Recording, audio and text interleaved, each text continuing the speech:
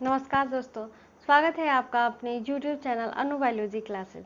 आज के इस क्लासेस में जो है वो मैंने जो लास्ट चैप्टर कंप्लीट कराया है डाइजेशन एंड एब्जॉर्प्शन, उसी पे जो है वो कुछ क्वेश्चंस को हम लोग सॉल्व करेंगे।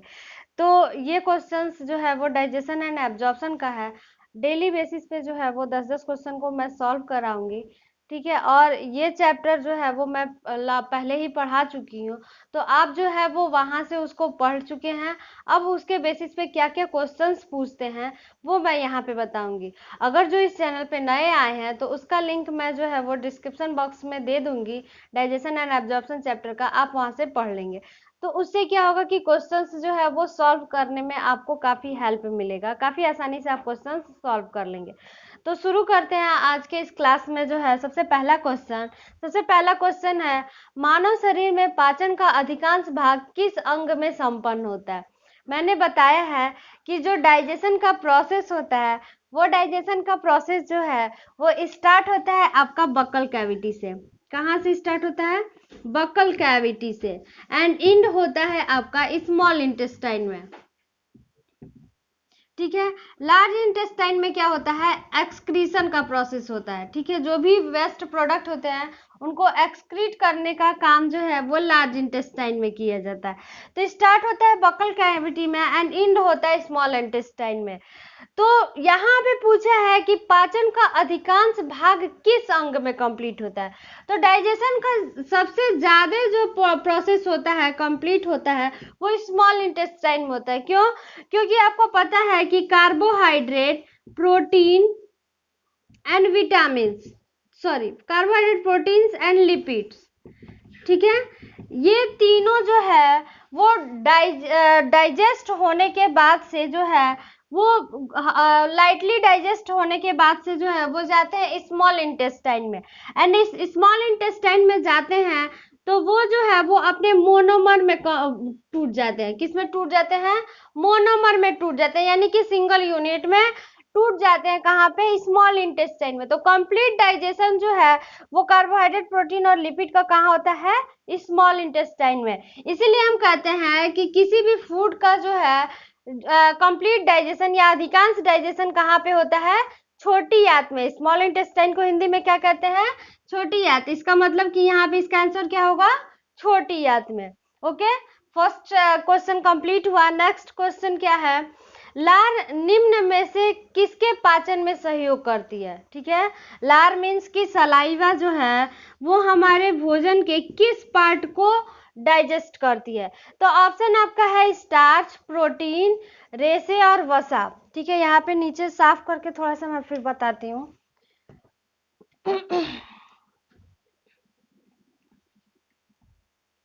सबसे पहले कि जो कार्बोहाइड्रेट होते हैं, ठीक है, कार्बोहाइड्रेट का डाइजेशन स्टार्ट कहाँ से हो जाता है? बक्कल कैविटी से। बक्कल कैविटी से स्टमक में कोई डाइजेशन नहीं होता है कार्बोहाइड्रेट का, फिर स्मॉल इंटेस्टाइन में डाइजेशन होता है। प्रोटीन का डाइजेशन स्टार्ट होता है कहाँ से? स्टमक से। एंड लिपिड का डाइजेशन स्टार्ट होता है आपका स्मॉल इंटेस्टाइन से। तो इसका मतलब कि क्लियर है कि जो बक्कल कैविटी में ही लार का सिक्रीशन होता है। सलाइवा कहाँ मिलता है हमें? बक्कल कैविटी में ही मिलता है, ठीक है। तो इसका मतलब यहाँ पे आपको क्लियर हो गया होगा सॉरी, कि बक्कल कैविटी यानी कि सलाइवा जो है वो किसके डाइजेशन में हेल्प करता है? कार्बोहाइड्रेट के डाइजेशन में हेल्प करता है। यानी कि कार्बोहाइड्रेट का एक टाइप होता है स्टार्च, स्टार्च के डाइजेशन में जो है वो हेल्प कौन करता है? सलाइवा, ठीक है। तो इसका आंसर क्या होगा? स्टार्च। लार निम्न में से किसके पाचन में सहयोग करती है? तो किसके पाचन में सहयोग करती है? स्टार्च के पाचन में सहयोग करती है। अब आते हैं आपका next question, third question number third है आपका, एंजाइम क्या है? ठीक है, एंजाइम क्या है? प्रोटीन है, कार्बोहाइड्रेट है, ठीक है, या फिर किस तरह का काम करता है? ठीक है, तो आपको पता है कि एंजाइम जो है वो किसी भी रिएक्शन को, ठीक है, किसी भी रिएक्शन को जो है वो कंप्लीट करने का काम करता है। जैसे अगर प्रोटीन ले, ठीक है, तो प्रोटीन को उसके मोनोमर यानी कि अमीनो एसिड में जो है वो कन्वर्ट करने में एंजाइम हेल्प करता है। ठीक है, क्या करता है? एंजाइम हेल्प करता है। तो एंजाइम जो है वो यहाँ पे एक कैटलिस्ट की तरह काम करता है। किसकी तरह काम करता है? कैटलिस्ट की तरह। कैटलिस्ट को हिंदी में क्या कहते हैं? उत्प्रेरक कहते हैं। ठीक है, तो यहाँ पे एंजाइम एक कैटलिस्ट की तरह काम करता है और ये एंजाइम प्रोटीन के डाइजेशन में हेल्प करता है, या फिर कार्बोहाइड्रेट के, या फिर कह ले फूड कंपोनेंट के डाइजेशन में हेल्प करता है। इट मीन्स कि फूड जो है वो किसमें? लिविंग बींग्स में पाया जाता है। ठीक है, तो लिविंग बींग्स को हम क्या कहते हैं? बायो। ठीक है, तो एंजाइम क्या होता है यहाँ पे आपका? विटामिन नहीं होता है, बैक्टीरियम बिल्कुल भी नहीं होता है। थर्ड पॉइंट क्या है? बायो उत्प्रेरक। बायो मीन्स की लिविंग बींग्स एंड उत्प्रेरक। ठीक है, लिविंग बींग्स के जो उत्प्रेरक होते हैं वो कौन से होते हैं? एंजाइम्स होते हैं। इन्हीं एंजाइम्स के हेल्प से प्रोटीन, कार्बोहाइड्रेट या लिपिड जो है वो डाइजेस्ट होते हैं, अपने मोनोमर्स के फॉर्म में टूटते हैं। नेक्स्ट क्वेश्चन है, एंजाइम मूलतः क्या होता है?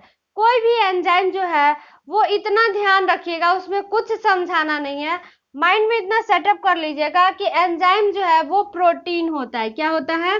प्रोटीन होता है एंजाइम। वो ना वसा होता है, ना शर्करा होता है, ना विटामिन होता है, वो क्या होता है?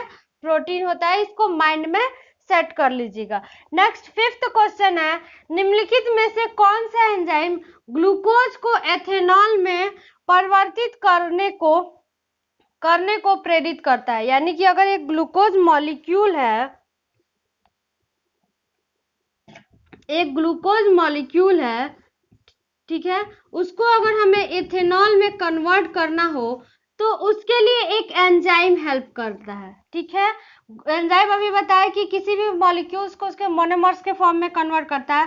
तो यहाँ ग्लूकोज एक मोनोमर्स है। ठीक है, ये ग्लूकोज क्या है? एक मोनोमर्स है। इससे जो है वो इथेनॉल यानी कि अल्कोहल के फॉर्म में अगर कन्वर्ट करना है, ठीक है, एथेनॉल क्या होता है? अल्कोहल होता है। तो अल्कोहल के फॉर्म में अगर कन्वर्ट करते हैं तो एक एंजाइम होता है जाइमोजन। ठीक है, जाइमेजन एंजाइम जो है वो क्या करता है? ग्लूकोज को एथेनॉल में कन्वर्ट करता है। तो ऑप्शन आपका यहाँ पे सबसे पहला ही है, जाइमेजन एंजाइम जो है वो ग्लूकोज को एथेनॉल में कन्वर्ट करता है। तो फिर आगे क्वेश्चन 6 देखते हैं। 6 क्वेश्चन है, जैविक सिस्टम। इट मीन्स कि इंग्लिश में उसको लिविंग सिस्टम कहते हैं। लिविंग सिस्टम में रासायनिक क्रिया की प्रतिक्रिया को तेज करने में उत्तरदायी पदार्थ है। ठीक है, मैं जब डाइजेशन एंड एब्जॉर्प्शन बता रही थी तो उस समय मैं बताई थी आपको कि जो डाइजेशन का प्रोसेस होता है वो दो मेथड से होता है। एक जो होता है वो मैकेनिकल मेथड होता है एंड दूसरा जो होता है वो केमिकल मेथड होता है। ठीक है, दो मेथड होते हैं डाइजेशन में, एक मैकेनिकल मेथड और एक केमिकल मेथड। मैकेनिकल मेथड में जो है वो डाइजेस्टिव सिस्टम के मसल्स इन्वॉल्व होते हैं। केमिकल मेथड में जो है मैं ये बताई थी कि जो भी हम लोग फूड खाते हैं, जो भी भोजन खाते हैं, ठीक है, तो उसमें क्या होता है कि केमिकल्स ही होते हैं। तो चूंकि वो केमिकल्स है और उसके डाइजेशन के लिए कोई केमिकल्स ही इन्वॉल्व होता है, इसलिए हम उसको केमिकल डाइजेशन कह देते हैं। तो यहाँ पे पूछ रहा है कि लिविंग सिस्टम में रासायनिक क्रिया है यानी कि केमिकल डाइजेशन। ठीक है, रासायनिक क्रिया की प्रतिक्रिया यानी कि रासायनिक क्रिया जो हो रही है उसके प्रोसेसेस को तेज करने में उत्तरदायी पदार्थ है। तेज करने मीन्स कि कैटलिस्ट का काम कौन करता है? तो आपको पता है कि कैटलिस्ट का काम जो है वो डाइजेशन के प्रोसेस में कौन करता है?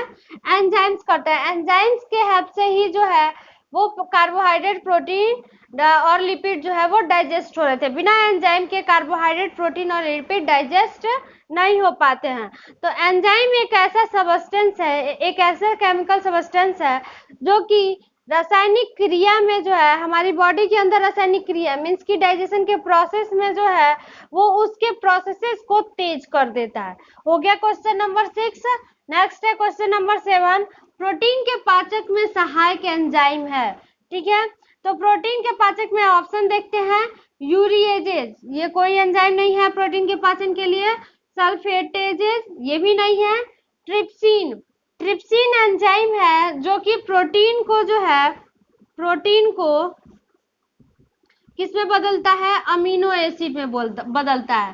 ठीक है, तो प्रोटीन एक ऐसा, ट्रिप्सिन एक ऐसा एंजाइम है जो कि प्रोटीन को जो है वो किस में बदल रहा है, अमीनो एसिड में बदल रहा है। तो यहाँ पे कौन सा ऑप्शन होगा, ऑप्शन सी। नेक्स्ट है, कौन से परिवर्तन से एंजाइम ट्रिप्सिन उत्प्रेरक का कार्य करता है। एक मिनट, कौन से परिवर्तन में एंजाइम ट्रिप्सिन, फिर से ट्रिप्सिन का ही नाम आया है, ठीक है, फिर से ट्रिप्सिन का ही नाम आया है, एंजाइम ट्रिप्सिन उत्प्रेरक का कार्य करता है। तो यहाँ पे लिखा ही हुआ है, प्रोटीन से अमीनो एसिड को कन्वर्ट करने में एंजाइम ट्रिप्सिन इन्वॉल्व होता है। ठीक है, आपको पता है कि प्रोटीन के डाइजेशन में सबसे पहला एंजाइम कौन सा सीक्रेट होता है, पेप्सिन एंजाइम। ठीक है, पेप्सिन एंजाइम जो है वो प्रोटीन को जो है वो प्रोटीएजेज एंड पेप्टोन्स में कन्वर्ट करते हैं, और ये प्रोटीएजेज एंड पेप्टोन्स जो है वो ट्रिप्सिन और काइमोट्रिप्सिन के हेल्प से जो है वो at last product amino acid में कन्वर्ट होते हैं। तो ऑप्शन देख लेते हैं, प्रोटीन को पेप्टोन्स में नहीं, प्रोटीन को पेप्टाइड में नहीं, प्रोटीन को जो है वो अमीनो अम्ल में कन्वर्ट करने का काम कौन करता है, ट्रिप्सिन करता है। तो यहाँ पे कौन सा आंसर होगा आपका, आंसर सी होगा यहाँ पे। नेक्स्ट है, मानव शरीर की सबसे बड़ी ग्रंथि कौन सी है। तो मैं जब डाइजेस्टिव सिस्टम बता रही थी तो डाइजेस्टिव सिस्टम में मैं बताई कि दो ग्लैंड इन्वॉल्व होते हैं डाइजेशन के प्रोसेस में, एक लीवर जो है और दूसरा पैंक्रियाज। तो लीवर जो होता है, लीवर को हिंदी में यकृत कहते हैं, लीवर जो होता है वो हमारे शरीर का जो है, मानव शरीर का सबसे बड़ा अंग होता है, सबसे बड़ी ग्रंथि होती है, ग्लैंड, ग्लैंड को हिंदी में ग्रंथि कहते हैं। ठीक है, तो मानव शरीर की सबसे बड़ी ग्रंथि यानी कि सबसे बड़ा ग्लैंड कौन सा है, यकृत है, इसको लीवर कहते हैं इंग्लिश में। ठीक है, लीवर सबसे बड़ी ग्लैंड है मानव शरीर की। नेक्स्ट लास्ट क्वेश्चन है आज का, वो है यकृत एंड मांसपेशियों में ऊर्जा किस रूप में जमा होती है। जो भी हमारे लीवर हैं या फिर जो भी हमारे मांसपेशियां हैं उसमें ऊर्जा किस रूप में जमा होती है। तो ऑप्शन देखते हैं, कार्बोहाइड्रेट, कार्बोहाइड्रेट के रूप में नहीं, कार्बोहाइड्रेट से हमें एनर्जी मिलती है लेकिन इस रूप में हमारे बॉडी में एनर्जी संचय नहीं होता है। नेक्स्ट वसा के रूप में, वसा के रूप में भी बिल्कुल नहीं, वसा से जो है वो हमें एनर्जी मिलता है, ये ऊर्जा के रूप में संचय नहीं होता है। यहाँ क्वेश्चन पूछा है कि ऊर्जा हमारे बॉडी में किस रूप में संचय होता है। नेक्स्ट प्रोटीन, प्रोटीन जो है वो ग्रोथ के लिए रिस्पॉन्सिबल होती है, यहाँ भी जो है ये भी ऊर्जा को संचय इस रूप में नहीं होता है। लास्ट है आपका ग्लाइकोजन के रूप में। तो आप सही जानते हैं, ग्लूकोज से जो है आपको पता है कि जो कार्बोहाइड्रेट होते हैं, कार्बोहाइड्रेट का जो लास्ट प्रोडक्ट होता है वो क्या होता है, ग्लूकोज। तो ग्लूकोज जो है वो, यही ग्लूकोज जो है वो सेल्स में जाते हैं एंड वहां पे ऑक्सीजन से कंबाइंड होके एटीपी का फॉर्मेशन करते हैं। ठीक है, तो ये एटीपी जो है वो एनर्जी के लिए रिस्पॉन्सिबल होते हैं। अब जो ग्लूकोज, जब हमें एनर्जी की जरूरत होती है तो ग्लूकोज ऑक्सीजन से कंबाइंड होके क्या करता है, एटीपी का फॉर्मेशन करता है और हमारे एनर्जी के रिक्वायरमेंट को फुलफिल करता है। और उसके बाद से अगर हमारे बॉडी में ग्लूकोज की अधिकता है, यानी कि अगर एनर्जी की जरूरत पूरी हो गई उसके बाद से ग्लूकोज बचा हुआ है, तो ये ग्लूकोज जो है वो ग्लाइकोजन के फॉर्म में जो है वो कन्वर्ट हो जाता है, किसके हेल्प से, इंसुलिन के हेल्प से ग्लूकोज जो है वो ग्लाइकोजन के फॉर्म में कन्वर्ट हो जाता है और क्या करता है कि ब्लड शुगर लेवल को मेंटेन करता है। ग्लूकोज एक शुगर के फॉर्म में होता है, तो हमारे बॉडी के जो ब्लड शुगर होते हैं उस ब्लड शुगर लेवल को भी मेंटेन करने का काम करता है कौन, इंसुलिन। इसीलिए जो भी डायबिटीज के पेशेंट होते हैं उनमें अगर इंसुलिन का सिक्रीशन कम होता है तो उनमें क्या होता है, ये ग्लूकोज लेवल बढ़ जाता है जिससे उन्हें ब्लड शुगर हो जाता है। तो ग्लूकोज जो है वो ग्लाइकोजन के फॉर्म में कन्वर्ट हो जाता है और इसी फॉर्म में जो है वो स्टोर रहता है हमारी लीवर में, किसमें, लीवर और मांसपेशियों में।